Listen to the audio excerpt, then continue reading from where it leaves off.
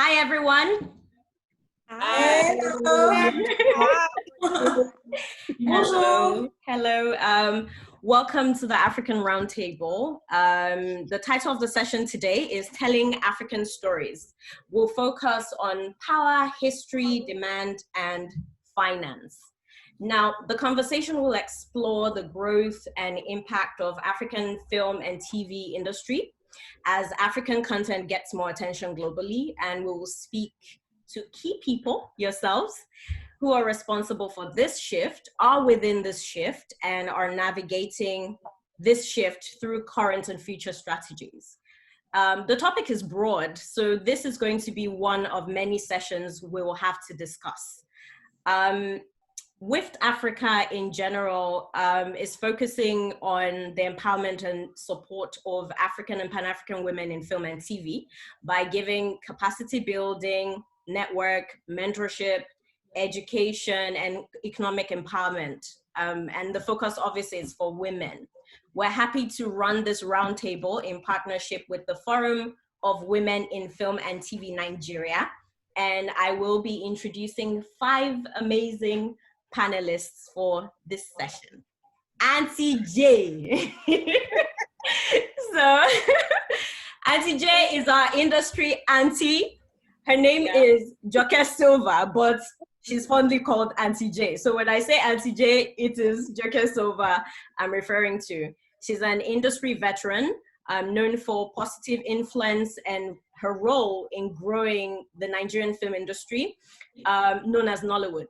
She's also an actress, she's a producer, Auntie J is the co-founder of Lufodo Group, and she has a production company and a film school. So thanks, Auntie J, for joining us. You're an inspiration to us all. Thank you. Thank you. We also have Oma Areh.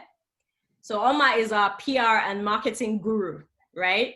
She is a communications professional. She's a brand builder and the CEO of Wildflower PR. She also has experience across telecoms, government, film, music, food, beverage, automotive, startups. Oma does everything. So she's obviously a key, a key contact to discuss with when we're talking about film and marketing, film and TV marketing and PR. So thanks, Oma, for also joining us. And then next is Bazeli Mbo. Bazeli will give us, she will give us an insight into the French-speaking film and TV industries. Bazeli also has experience and has been in the industry for over 10 years, has worked with major channels, TV channels, and platforms all around the world. Thanks, Bazeli, for coming on board. And we have Chinecherem Eze. Now, Chinecherem, you have a very interesting background, so we're very excited to hear from you. Chinecherem is the founder of Hissbox, an online streaming and content distribution platform primarily focused on telling untold and neglected stories. And she's also the CEO of the LA-based FEC Studios. She's an investor, a producer, and is currently serving as a reservist with the United States military. That's very interesting. Yes. Wow. So yeah. So today, telling African stories, like I said, it's a very broad topic, and we'll start with a bit of history. So I'm starting with Auntie J. Right. Auntie J, can you, yes. Okay. Can you please touch on the journey and evolution of the Nigerian film industry from the time you started your career to this moment? Wow. Okay. I started out professionally in 1981. Took a bit of a break around 1982. 1982, 83 for to go to drama school, you know. Now, when I started out, it was very interesting. The perception of people in our profession in acting was such that very few people could actually take on acting as a profession. It was something you did alongside something else, because one, the pay wasn't very good, but apart from that, what was even more important was that there just weren't that many jobs to sustain, So I grew up on the shoulders of, I stand on the shoulders of people like Auntie Taiwa Jai Lyset, Mrs. Francesca Emmanuel, late Mrs. Francesca Emmanuel, late Auntie Olga Miller. These were people who were very into performance, all right, from when they were young, but they couldn't sustain themselves in that profession. Auntie Francesca became she became an administrator in the civil service, one of the first commissioners or ministers of education female ministers of education, information that we would have. But what was interesting about it was that these were people who were so, performance was their raison d'etre. And, but unfortunately, there wasn't that much work. Okay. I started out, moved back to Nigeria, and I went to drama school in England, moved back to Nigeria, was working, but then there still wasn't that much work, Then, the film industry was there. We had people like the Ogundes and all that doing traditional film. But then fast forward to the, let's say, early 90s. Like I said, I started in the 80s, early 90s, and somehow or other, it was a mix of things. There was technology that made it easier for us to tell our stories. Instead of telling our stories on celluloid, which was what the older filmmakers were doing, and it cost so much money. The downturn of our economy that then made it necessary for people to emigrate out of the country. So those two factors then created a situation in which we could tell our stories cheaper, but then we also had a market because of the migration. Am I making sense? Okay. Yes. So, so there was that. And so, move into the 90s, early 90s, and somehow or other, the work then started increasing. There was more work for people especially film and TV. TV had always was always there for Nigeria until this phenomenon called Nollywood came into play, and then somehow or other Nollywood then took over from television, and so we're in a situation now. I'm trying not to take too much of your time because I was trying to keep a history of let's say over almost 40 years. I would have been in the industry. It's a broad topic. Yes, trying to keep it in a capsule. So what we have now is that there's a lot of work now because of the various platforms on which stories can be told. You have all the streaming services. It's not only television anymore. It's there's film. There are just so many platforms to showcase these stories, and so obvious, and they all want content. So obviously, there's a lot of work. Now, what that means is that when I started out, there were very, very few of us who were acting as professionals. Someone like myself, to keep body and soul together, I also did a lot of teaching. I was teaching in different, in various schools, primary schools and secondary schools, and but then after my generation came the generation of the Kate Henshaws, of the Genevieve Inajis, of the Bimbo Akitolas, of the Omotola Jolades. Now with their group, so there was there was a larger group of people who took acting as a profession. Then after them, of course, there were more and more and more. So now it is a bona fide profession in Nigeria.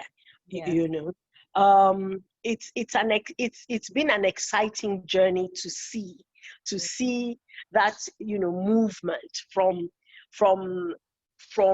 a struggle to, you know, to a situation now where if you're focused, if you're dedicated, there is a pathway. There is a pathway to, it's not perfect. There's a lot of work for us to do, but there is definitely a pathway. There is a professional pathway, which is nice. Fantastic. I think yes, you put it together nicely. And I think it's also interesting that right now it's been celebrated.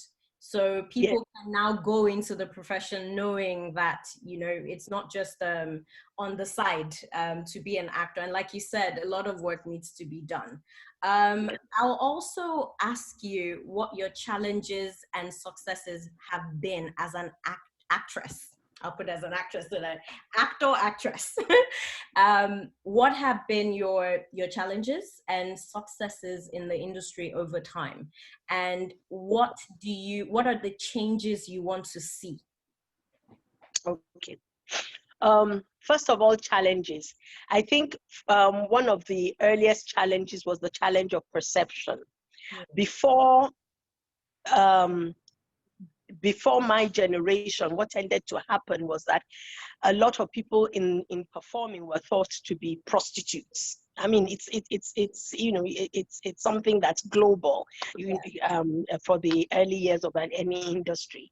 I mean, for our industry, and so people like Ogunde, who was one of the early progenitors of this industry, he told stories in Yoruba. He had to marry a lot of his actresses just to give them that.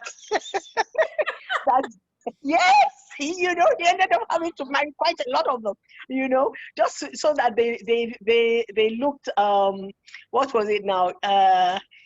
They were seen as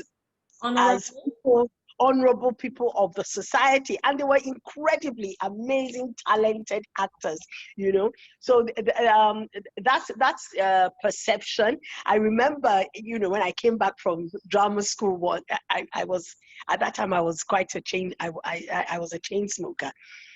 And one of my friends, we went to school together and I just saw her looking at me, and she said, and one of the things that she said was that, "Oh, okay, I understand." I said, "What do you understand?" "The way you're smoking, of course, you're an actress." Oh my God.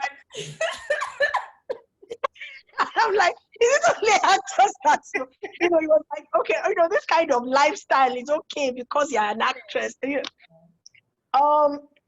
So there was that perception, the perception of not seeing us as articulators. That's it. Articulators of the experiences of a people as part of the storytelling community. The author was seen as the scriptwriter was very, very serious, was taken as a professional. The cinematographer was taken as a professional. But the actor, who is actually the interpreter of the stories that are being told, is seen as a flighty, fly-by-night, But over the years, that has changed. And I think part of it has also been the fact that luckily one has had the opportunity to tell stories not only in the theater, which has a lot of, you don't make a lot of money in, well, it's changed a bit, but you don't make that much money in the theater, but it has a lot of respect. As when you contrast it with film and TV. In the early days, we did more TV, and our industry has actually grown from TV. We did a lot of TV. We had some of the most incredible storytellers from TV. You know, now, but with the advent of film, the like I said, there's been more work, but also now one of the challenges has been the fact that because the entry level into the business is so low, it's almost like an all-comers affair, and people who do not see the work as a profession but as a stepping stone to fame, to recognition, you know, they've kind of diluted the seriousness that that's attached to the profession. But you know, that is being taken care of as well. That's part of the struggles, and one of the ways we're trying to mitigate that is setting up professional training schools. Yes. Yes. The highlights have been, incredible award systems that, one has garnered some of the most respected awards, over the years. I've quite a lot of them, in fact. A lot. Not to put too fine a point on it, but that has been very gratifying. But I think what has been even more gratifying, to be honest, is the fact that there are so many young people, talented, skilled young people, young women who are coming into the industry, wanting to make it a profession. It gladdens one's heart. It's really, and you feel that a lot of the work that you have done over the years has not been in vain. There are people who are taking over, who are doing exceptional work. As performers, a lot of people are becoming, like myself, performer producers. Yes. Which is also fascinating, very interesting. I'm looking forward to seeing a time when we're not just an industry that is celebrated continentally, because Nollywood is celebrated continentally. We are part of, because we have earned it, part of the storytelling of the globe, of the globe, because we have earned it. I get really irritated, I think, when I hear when people are talking about the world. And the world consists of only the West and Right.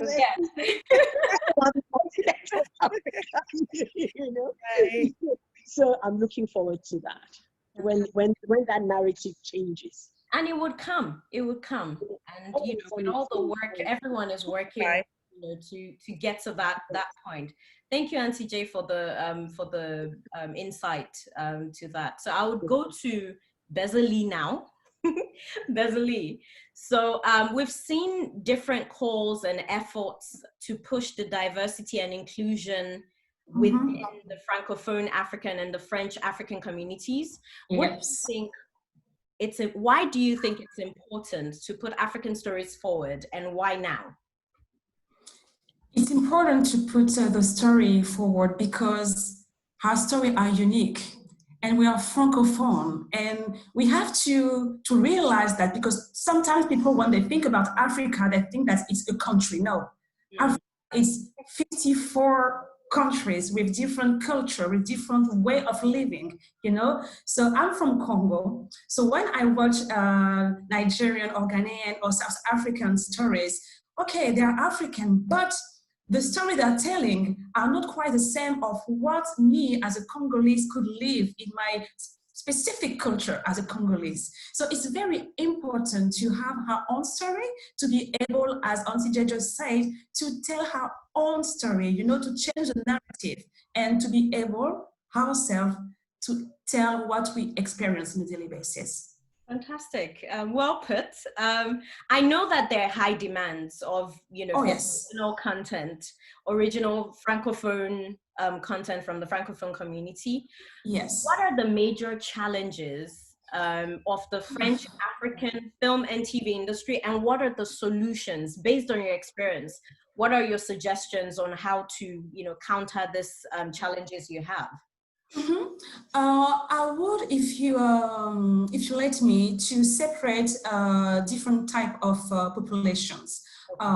I would talk about first the African francophone who live in Africa, who were born there, who grew there, and there are so many talented people there. So many people who want, you know, to act, to direct, to produce, but as you know, you came there first before us, because we are looking up to you guys from Nigeria. You know, I'm so thrilled to have Auntie J here, because, you know, I am Chinecherem. I'm so, you know, a fan of you, because we're looking up to you.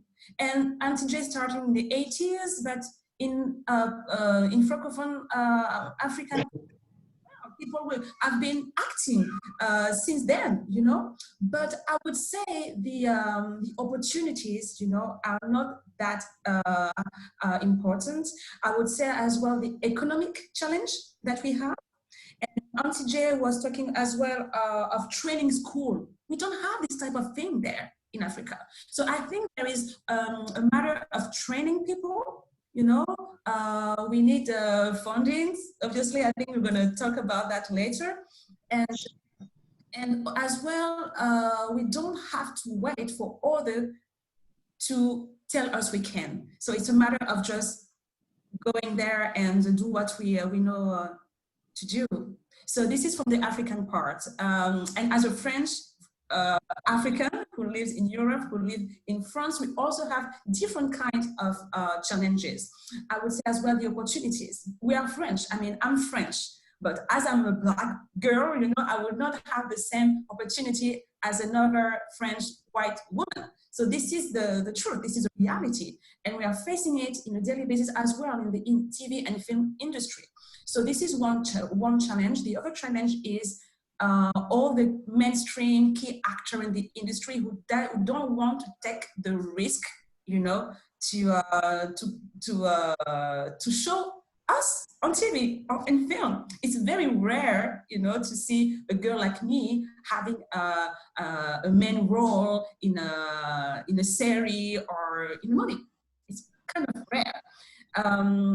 We have the funding challenge as well. So to get the money to do our movie. And I would say the solutions today, we have solutions.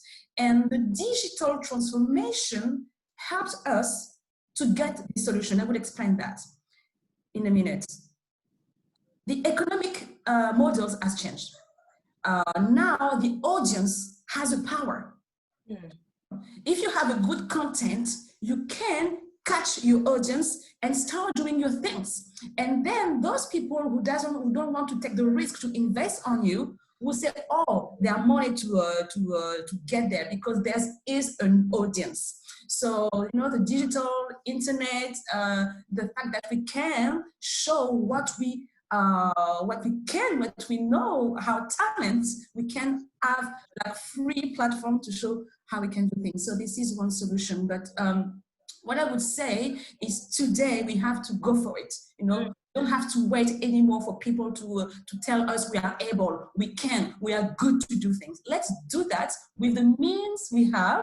And if we can find some fundings by showing that there is audience, an audience is here ready to pay. And it's a fact. As a French African, I'm ready to pay for people who will tell my stories. Fantastic. Really well put, Bazeli. Thank you so much. And I'm glad that Chinecherem is here as well. First of all, Chinecherem, thanks. Congratulations on the launch of your streaming platform, Hissbox. And the reason it's important that you're here is based on what Bazeli is saying. It's good that I come to you next. I was going to talk to Oma next, but I think yeah, she said a lot of stuff. Yeah. Because talking about, just basically talking about funding, you're an investor, and the idea of your platform, from what I know, is to tell stories that are untold. So I think you should give us a little background to Hissbox and why you thought it was important to set Hissbox up. Okay. So yeah, before I start, Oma, Inya, thank you for the opportunity, and Tujaka, it's so nice to see you. I love your movies. I grew up, like she said, she started in 1982, I believe, and I wasn't even born then. So like you can imagine when I started watching movies. So yeah, you guys did a great job or are doing a great job. And Bazeli, your story or the things you shared was just beautiful and amazing. And it's interesting because most of the things that you said are part of like the solution that Hissbox is bringing to the table. But before I even go further, let me just talk about Hissbox, you know, who we are, what we're doing, and why we're here and why I'm here. So basically, Hissbox is a VOD platform, and then we're focusing on streaming, we're focusing on production and distribution. And then when it comes to streaming, we are streaming all kinds of genres, from like action, horror, drama, you name it. And we're also streaming like non-structural formatted content as well, like TV series, kids, game shows, and things like that. And then and we're streaming this to like a global diaspora community. That's like our target market, our target audience. And then when it comes to production, Hissbox produces or will be making original contents. And this contents, again, our major focus for now would be like the global diasporan community. And that's amazing, Bazeli, that you spoke, because like we have so many stories from like that area and that part of the world that we rarely hear. Even the Eritrean stories, the Somalian stories, African francophones, and like other, you know, diasporans in like all parts of the world as well. We don't really get to hear, and these people here have their stories. Imagine like even, imagine a Russian living in Nigeria, they do have a story, they have experiences. Like imagine a German living in Australia, they all have stories, you know, and these are stories that, again, we rarely see them out there. And that's really where Hissbox comes in. And then in terms of distribution, we also wanted to create a platform where content creators and filmmakers can also be able to showcase their own content through our pay-per-view platform, you know, to be able to distribute their movies by themselves. And I think that's very important. So yeah, in a nutshell, that's just really what Hissbox is about. Okay, fantastic. My next question for you, what kinds of stories would you invest in? What are your, what's the focus right now in terms of projects? Because I know you mentioned a broad, sort of like you're interested in everything, but let's say in the next 6 months, what is your target, what are your target projects? What are you interested in, you know, putting money down for? Okay, so right now, for the next 6 months, Hissbox is really interested in, again, like I mentioned, target audience is global diaspora community. And when we talk about that, we're talking about minorities, just like we mentioned. So, and when it comes to minorities, again, we don't really see those stories more out there. So we want to invest in those field. We want to invest in those communities for them to be able to share their stories to the world. I believe the world wants to hear from them. I want to hear from them personally, and there are so many people that wants to hear their stories. So we want to invest in those communities, be it, again, like I mentioned in the beginning, Somalians, Eritreans, Francophones. We want to push money there and have these content creators come and tell us a story, because who is in a better way or a better position to tell a story than people that are from that place? We see Black people, as all of us Black people, sometimes we get really pissed when we see some stories about slavery, colonization, and like somewhat like civil rights movement, and all the stories, interesting stories following our history. And we see some of these stories are being told by people that don't look like us. And we see the perspective and the angle to the story. And sometimes the way that they tell the stories is not really what it is. But someone has to tell the story, and they're telling the story. So I think this is the right time for us to kind of talk about our stories. Let's share our stories to the world, our angles, our perspective. And I think that the world would, you know, really be listening, and they would be willing to listen. You know, so yeah, that's kind of our focus for the next 6 months. That is amazing. Thanks once again for joining us. She's launching Hissbox on. She's launching today, actually. She's launching Hissbox today. Yes. So congratulations. Thank you, Inya. Thank you, guys. Yes, and we look forward to. Auntie J is a producer. Bazeli is into production. So many people would love to work with you in achieving this, and you know, we're glad to have finally have an investor who sees this, you know, point of view and is willing to put money down to say, I'm invested in telling the story. So that's absolutely amazing. Next, I will go to Oma, still talking about money, because finance is very important. Yeah. Oma, based on your experience as with African films, what are the ultimate do's and don'ts to consider for film marketing? Because film marketing is also a big deal when it comes to the process of making films and, you know, achieving commercial success. So yeah, question to you. Thank you very much. On film marketing, the first thing you would consider, for me, especially from experience, 99% of the time, if I would say, people come to you with a finished product and they say, okay, I've got this film, I've done everything, can we start marketing it, can we start pushing it out?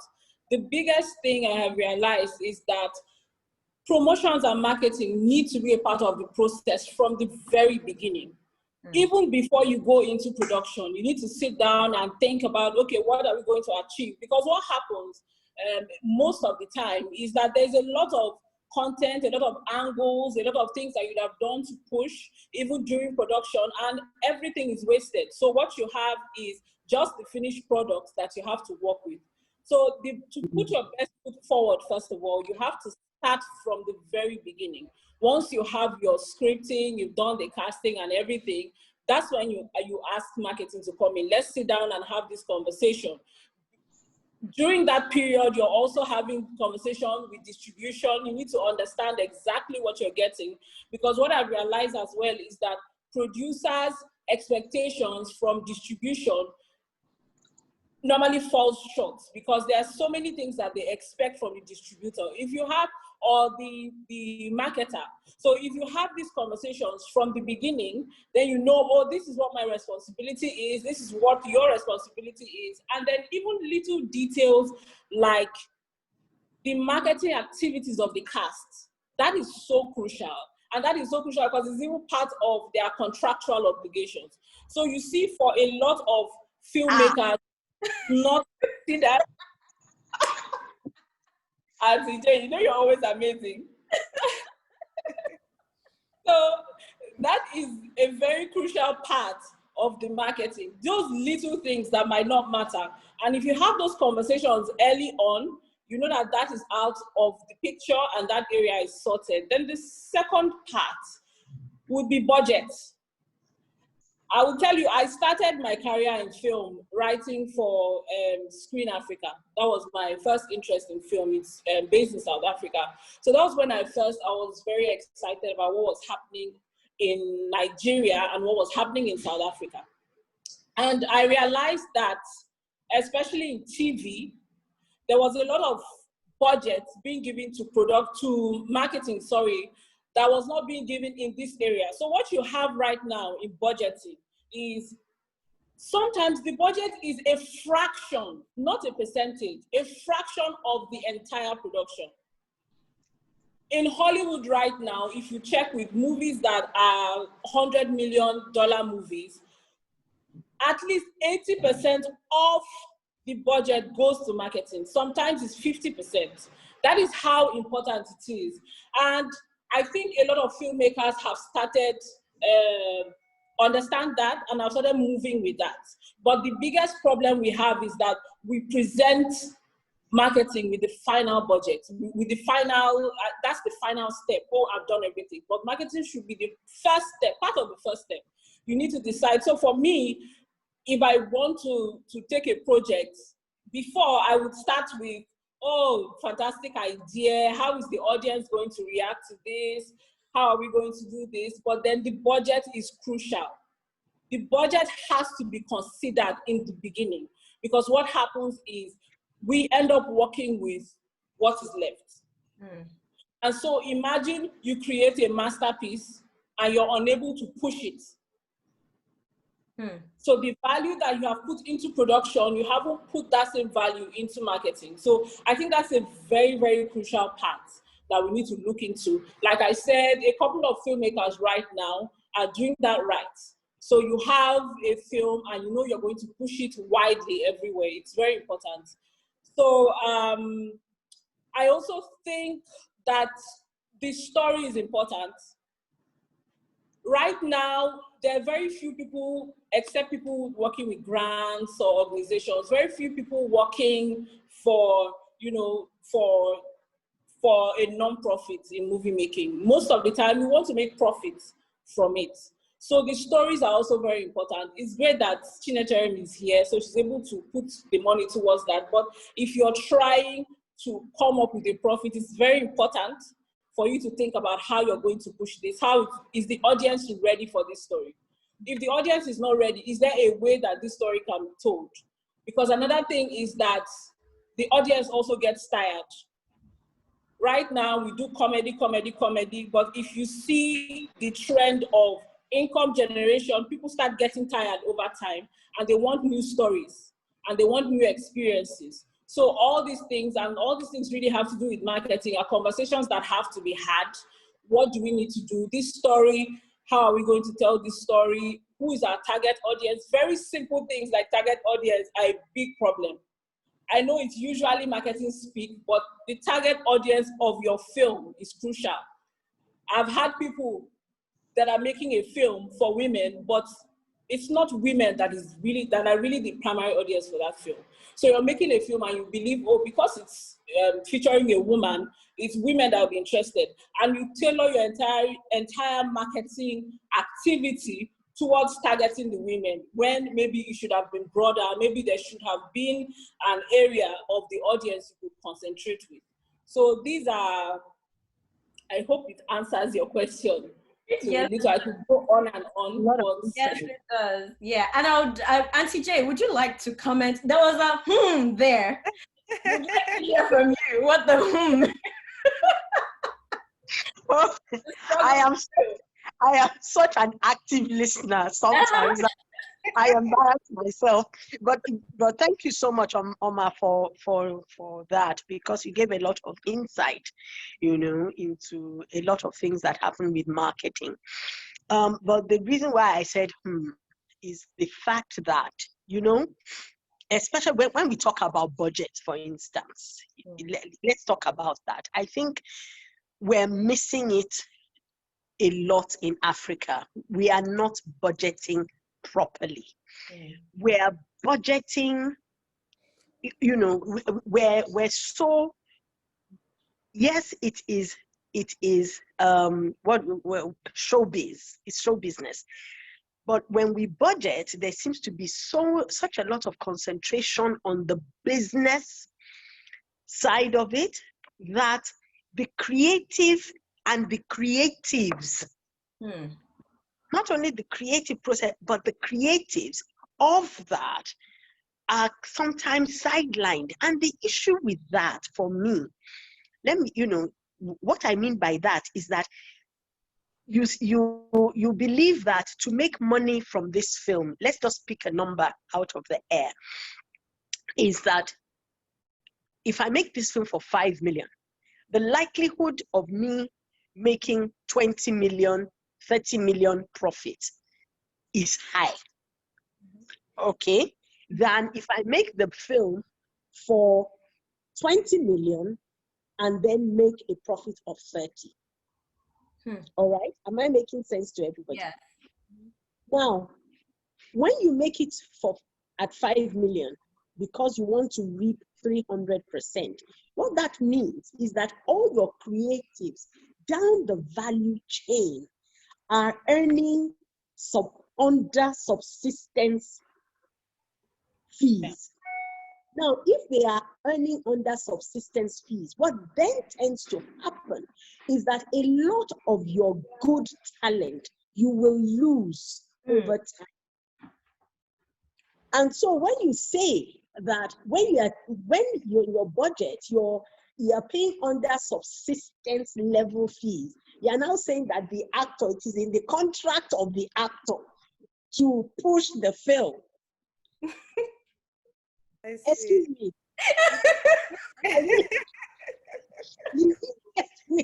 Since you are insisting that this is the budget you are using to, as soon as I'm done with this film, I have to go to the next one so that I can earn a living. Yeah. Do you understand? And this is one of the things, it's a matter of value. Valuing what everybody brings to the table. If we value whatever, just like Oma was saying about the fact that marketing needs to be brought on board immediately, so that, because I love what you were saying about, in the sense that when you read a script, when you bring in marketing will then be able to tell us, one, who the target audience is, and what are the things we need to put in the film so that it's easier to push. Do you understand? Yeah. Value everybody on the value chain, because a piece of a film is like real estate. One of the things that one has, it's like real estate, and it has value for the rest of its life.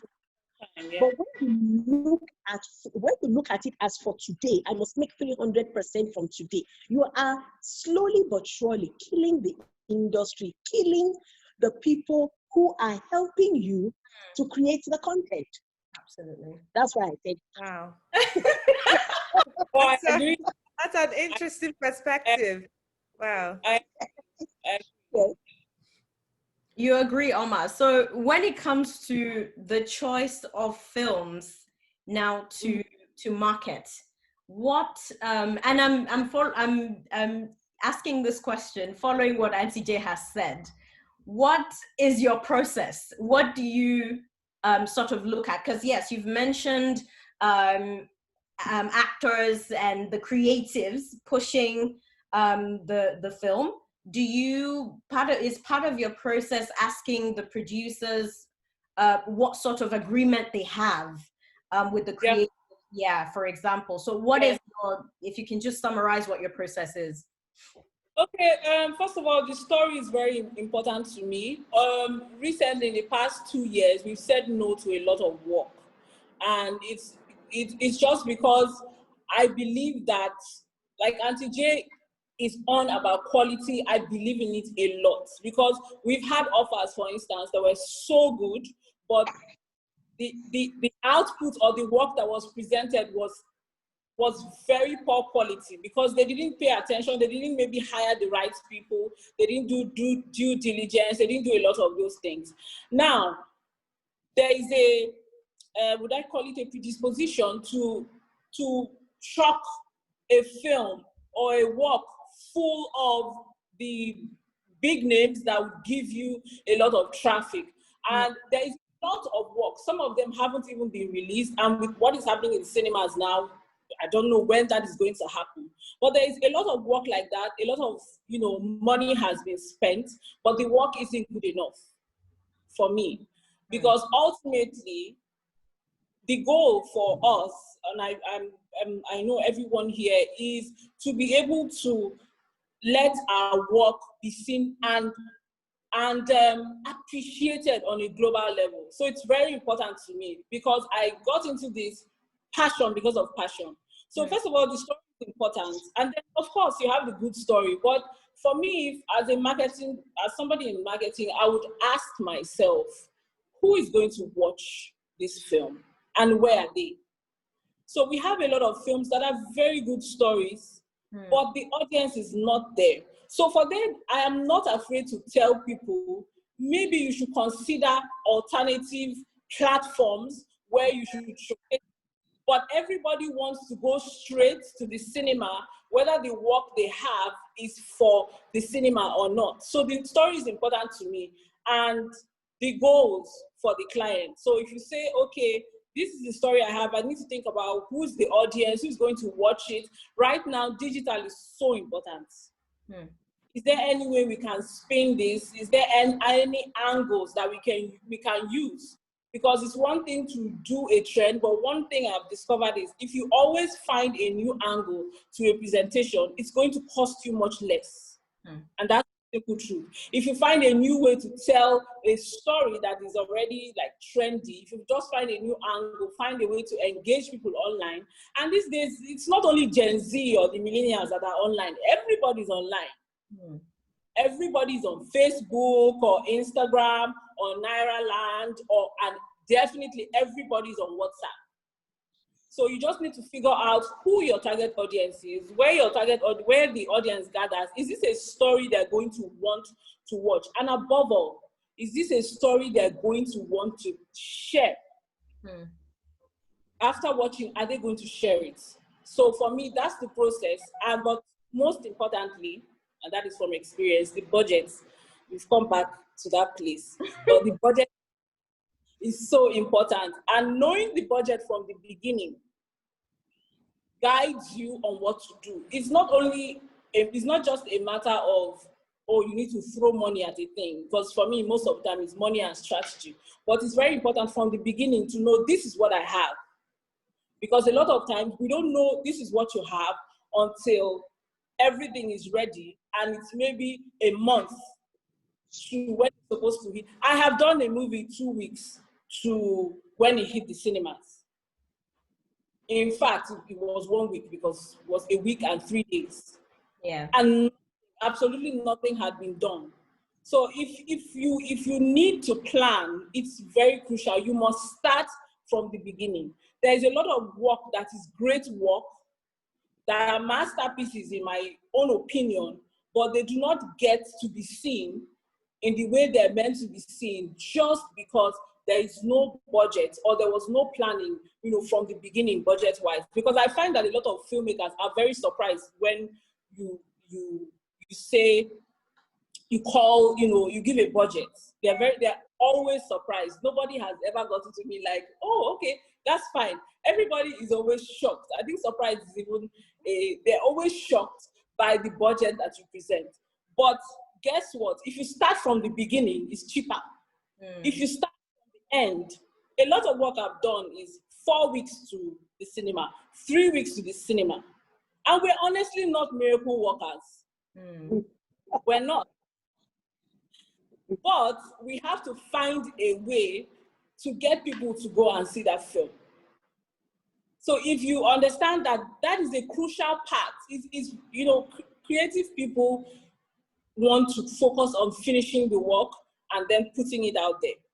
That's the primary focus of, a creative person. So that's not always the first thing that occurs to them. But right now, if we want to do what we need to do, because a lot of great work is not at the top of the box office or anywhere. It is just, it's just somewhere else, and the people that need to see that work and that would appreciate that work are not there. Because I'm somebody that believes that every story has its audience, and every good film can make money. I believe that. But that is if the right things are being done. Fantastic. Thank you so much, Oma. I'll go to Bazeli. I'll just have a question for everyone and then we'll wrap this up. Bazeli, what advice do you have for creatives within the Francophone industry right now in terms of getting, taking the move on, basically, and going for what they believe that they want to do and what they want to achieve? What advice do you have? Sure. The advice I will give them is just to go for it, to not wait for someone to contribute, or there are some people who manage to get a great audience just with this. Yeah, mobile phone. We have the power now. Go on YouTube, as Oma said, on Facebook, Instagram. We all have this social media platform. That's why I said earlier that the digital transformation changed everything. because you have the talent, because you have a mobile phone, you can start from there. So just and if you manage to get this audience, I'm telling this for people who don't have enough funding or finance to start doing something. You can just go there and show yourself, believe in yourself, believe it, and don't wait for people to say you can do it. Just do it. Just do it. Fantastic. Chinecherem, I know that you are also launching a diversity fund today. She's launching a fund as well for filmmakers. So we'll be coming to you to get some money. I'm just telling you right now. All of us, the producers here. That's why we're here, Oma. Inya, I keep calling you Oma. Oma, your name is beautiful. That's why I keep calling back. Okay, so yeah, so the details would be on your website. I'm guessing we'll share that with everyone as well for the funding. So if they want to apply, they're able to apply. And from the conversation we had before now, you also mentioned that it would be a continuous thing. So you'd announce funding from time to time, every 3 months, every 1 month, every 2 weeks? Every 3 months. Every 3 months. And Inya, speaking of content, I also wanted to mention, because if there are like filmmakers out there in the world, any part of the world, if you're ever in Los Angeles, just feel free. We do have a studio. I have a studio, FX Studios, and it's in partnership with Hissbox. It's a 47,000 square foot studio. It's really huge. So not only do we use the studio to make our own original content, but we're also willing to partner with like different filmmakers, producers, so they can use the studio as well to make their own content. And I think that's amazing. Also, the space is also a multi-purpose event space / studio, so you could use it for other events as well. So I just wanted to mention that. Amazing. Thank you.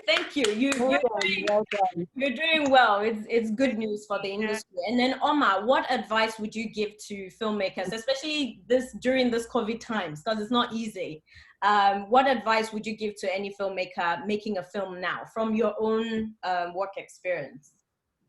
Okay, the simple truth is that the cinema will never be what it used to be. And it's a very hard truth to swallow.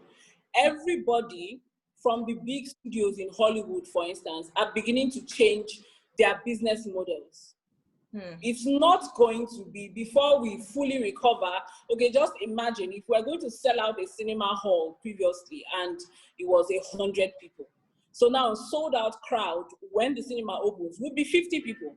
What are we going to say about the income that is coming in?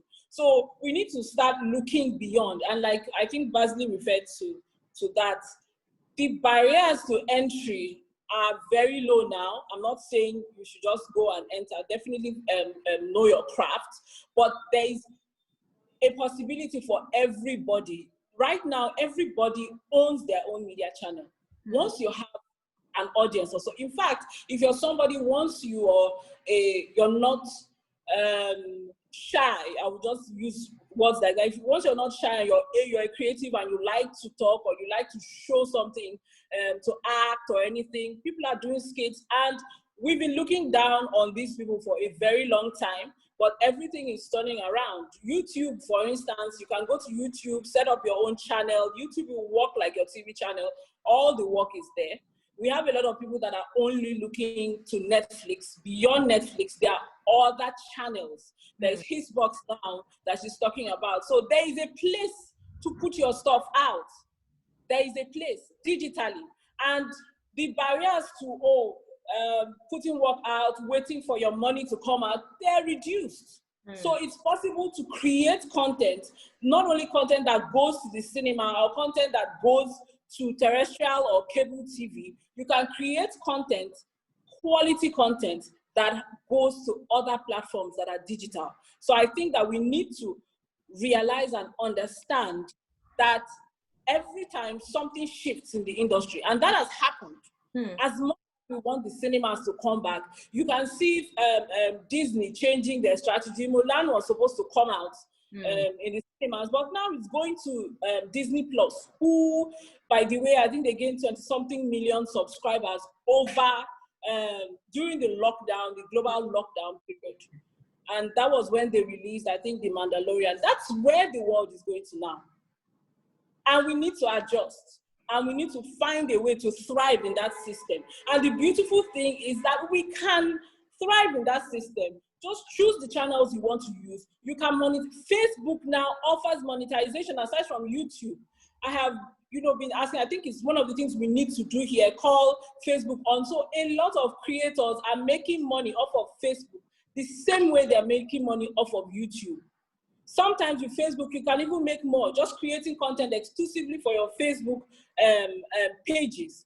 And then you have platforms like Hissbox that is both TVOD and SVOD, which is transactional VOD and subscription-based VOD. Yeah. So if you want to premiere your film, you can premiere your film on that platform and collect like a pay-per-view, direct your marketing efforts towards it. So we need less money to create content right now. I believe that. And we need less money to market content. We don't need to do the big blockbusters yet, but we can start with what we have.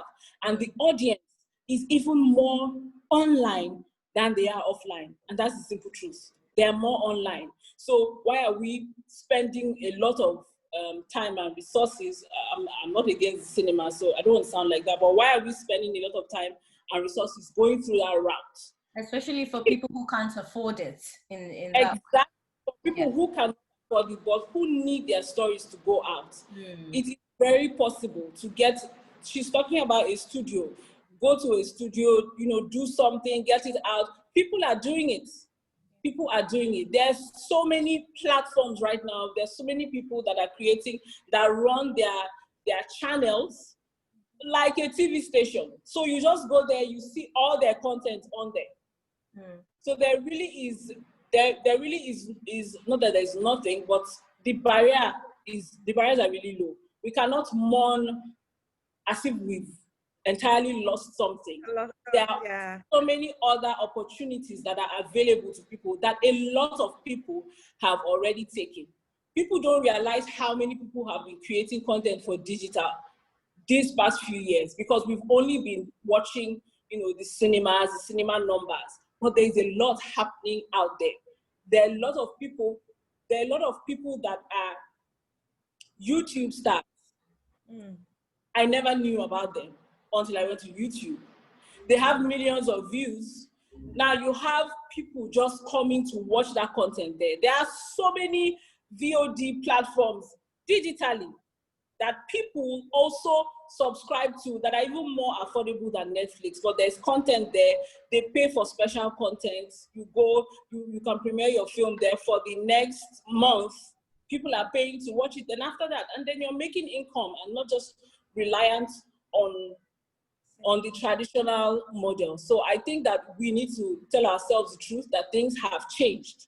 And are we going to be part of that change, or are we going to continue to mourn what is not going to be like it was before? It's very dire to be. It's very right now to believe that things are going to go back to where they were. Because it's not only because of COVID, but it's because people have realized that maybe they actually enjoy sitting down, plugging what they want to watch, and chilling to watch it. And that is very true. So not that cinema is going to die, but maybe it's going to cost a lot more to get people out there. But meanwhile, instead of waiting for that and regular traditional platforms, there is so much more happening, and there are more people. I can tell you that every year people are losing, say on TV, people are losing viewers every year. I can tell you that most of the TV shows on TV on a daily or a weekly basis, when they are not getting up to 100,000 viewers, but they're still getting the advertising. But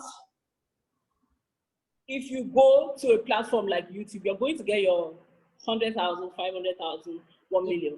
So while TV is still there and cinemas are still there, we also need to think about maybe we can also create content for digital because there is also a way to, create it in a way that they can consume it digitally, and just create it and put it there. Wow, Oma, thank you so much. Great insight. Thank you. Very insightful. So I'll go to Auntie J. Auntie J, you're closing us up today. So what advice would you give to filmmakers all over Africa? So we're talking about African and Pan-African filmmakers now. What advice would you give based on experience, especially this present time? Yeah. Especially, sorry? Especially this present time, the COVID times. Okay. Bazeli, thank you for what you said, and Chinecherem, hey, we are coming to that today. Don't worry.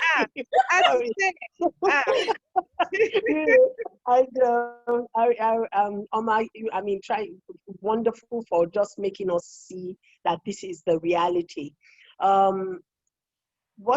Especially with the digital space, what I'd just like to add to that is for all of us within Africa is that we have the opportunity to tell stories that can aid in the development of us as a people.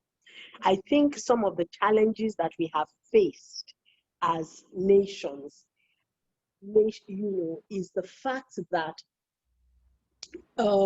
we've had to a lot of our developmental challenges are happening at a time when the whole world can see what those developmental challenges are, making us look as if we're not doing anything and we're not making progress.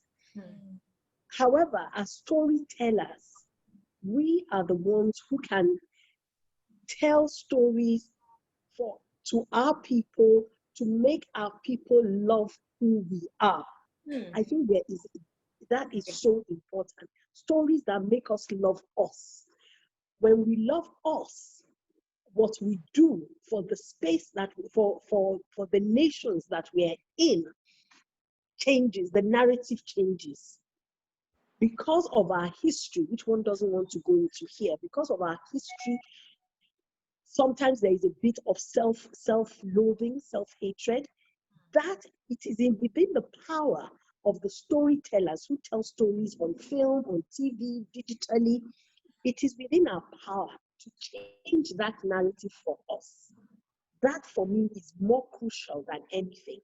Once we get the story right for us, then the rest of the world, okay, it's all right to come and see us in this. Yeah, welcome.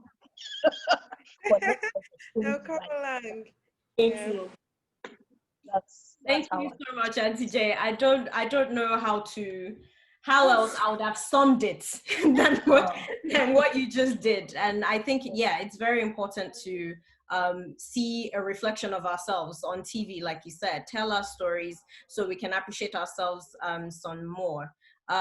So thank you so much for everyone for coming on board, sharing your insights and experiences. And I'll also like to thank Auntie J. You're the president of the Forum for Women in Film and TV in Nigeria. Thank you so much for coming on board. And we'll also like to thank Carla 2020 for making us a part of their program, and also Women in Film and TV International. So thank you all. We should do this more often. There's a lot to discuss. Oh, and Inya, don't forget, before I forget, you guys should please go subscribe to our platform, www.hissbox.com. If I forget, subscribe. We need you guys to subscribe. You're doing amazingly well. And yes, like I said, this is just one out of many sessions that we'll have talking about, our stories. There'll be a session with Auntie J. Auntie J, I just want to sit down and listen to the history of Nollywood and your process. And then Oma, film marketing, amazing. We don't talk about it enough. And Bazeli, Francophone, we need to bring everyone on board and just talk about these things. And you as well, Chinecherem, I think it's very important to highlight most of the things that you're talking about. So thank you so much. I love you guys. Thank you. And I will see you. Thank you, Inya. Thank you, Inya, to putting us together. Thank you. Thank you, everyone. Bye. Bye, guys. Bye. Mwah. Yeah,